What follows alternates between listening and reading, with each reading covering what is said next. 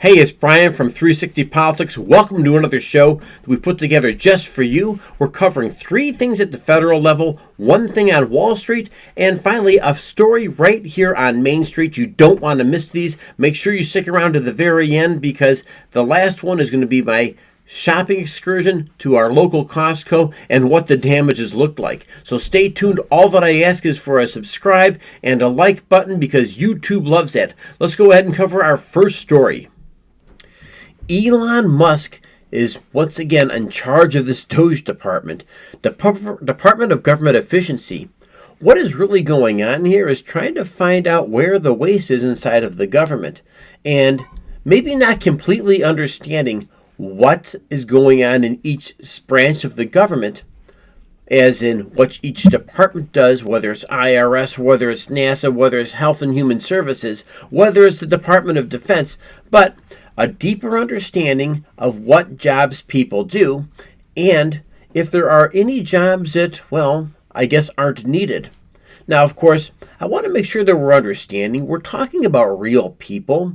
So when you say eliminating a government job, you're really talking about there's a human element to this as well, and I want to make sure that we are mindful of that. Many of these people are former military. That's a significant number, and of course, if somebody worked in the military for a few years, or maybe they retired from the military and they retired into another government job, well, that's a natural progression. So I want to make sure that these just aren't nobodies. They are somebodies here that are educated, they understand the operations of government, and yes, of course, some of the bureaucracy and inefficiencies of government. But the way Elon Musk is approaching this, he simply comes out and says that Elon Musk says all federal employees must complete productivity reports or risk losing their jobs. Now, if you think about that, what makes someone productive? And are they looking for ways that maybe some work is duplicated or some work isn't even done correctly? Or maybe there's a third part of this saying that, well, some of this work might be automated. So I'm going to share a couple of stories with you that I think will help drive this point home. One recent IRS person who has just been dismissed from his job was to do data analytics about IRS productivity. And secondly, look for processes to automate. It sounds like a Elon Musk type of guy. However, this person is getting downsized in this recent series of events and discharges done by DOGE. In another case, like I can't make these stories up, Health and Human Services researchers who are doing work on dementia, yes, that terrible disease that affects an elderly part of our population, these people are working on additional research. And of course, this research is often shared with leading hospitals to do additional research on top of that. But when you downsize some of these people that are doing very, very important work, well, where does that productivity go? Where does their research go? And where does the progress in their research on these studies go? And we can say this in practically every single government agency. So I want to remind you that there is a human element to this whole thing.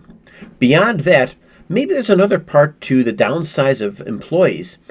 Check this out.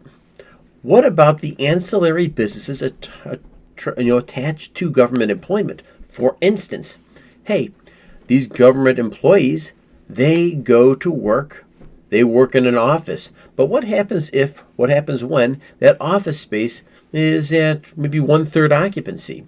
What about the donut shop that these people would stop at or the restaurant they would patronize during their workday? So I want to make sure that we're taking a closer look at maybe some of the other things that we don't see right in front of us. Are there government contracts that are now going to be canceled, and who is that going to affect? So I'm simply stating, and I'm not taking a pro, I'm not taking a con. Everybody wants to see inefficiency eliminated, no matter what it is. But we also want to make sure we're talking about people, and people really do matter. So we're going to continue to follow this story because this is something you've really jumped on and said is important to you. Next story you're going to find super interesting. Have you ever heard of Trump derangement syndrome? I've heard of it, but I never gave a lot of credence to it. But as fate would have it, there are more and more people who have a psychological designation of a derangement syndrome. In other words, they are so worked up with every single thing that Donald Trump does that they appear to have both an emotional element and a psychological effect from Donald Trump's rhetoric, from his methodology of doing business. And so these are things that people really can't even describe beyond that they're frightened by him, they're worried by him, and it's affecting the way people think, the way they act. And it's so deep with certain groups of people that some of the biases that there is no such thing as a good idea that could have come from Donald Trump is kind of a scary idea. There is nothing good that Donald Trump's presidency can do.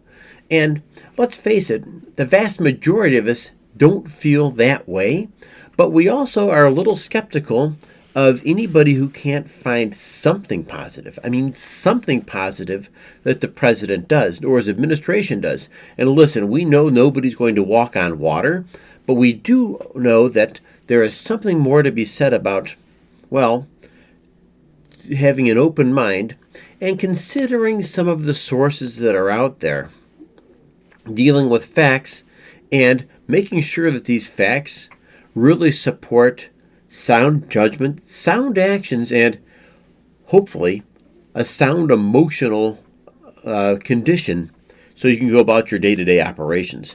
Check out this next story. So with some additional research, we're finding out that Trump's attitude towards Russia and Ukraine really kind of has been years in the making.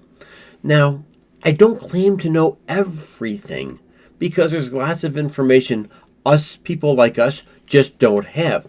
But we can give you a little bit of insights that with this Ukraine and Russian war that's been raging for the past 4 years, we're aware that there was some involvement with the previous administration in Ukraine. We also know that there are certain people inside of Washington, D.C. that have extremely close relationships with Ukraine. And this is not to give Vladimir Putin a pass by any stretch of the imagination. There is no excuse for invading another country, once again, an independent country that was independent from Russia. That is no excuse whatsoever. However, we just kind of want to make sure that we're understanding there's more to the story. What the full story is, maybe we'll never know, but we do know there are some Democrats that have been dealing with Ukraine for years.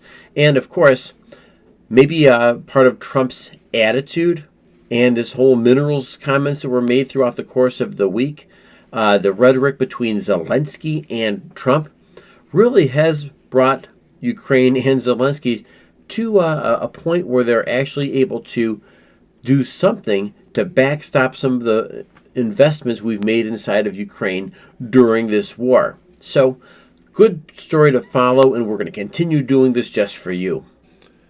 On Wall Street news, Warren Buffett's letter, his annual newsletter, just dropped over the course of the weekend. What do we find out? Well, we know the legendary investor Warren Buffett and his recently departed right-hand man, Charlie Munger, really had a very good handle on what goes on Wall Street.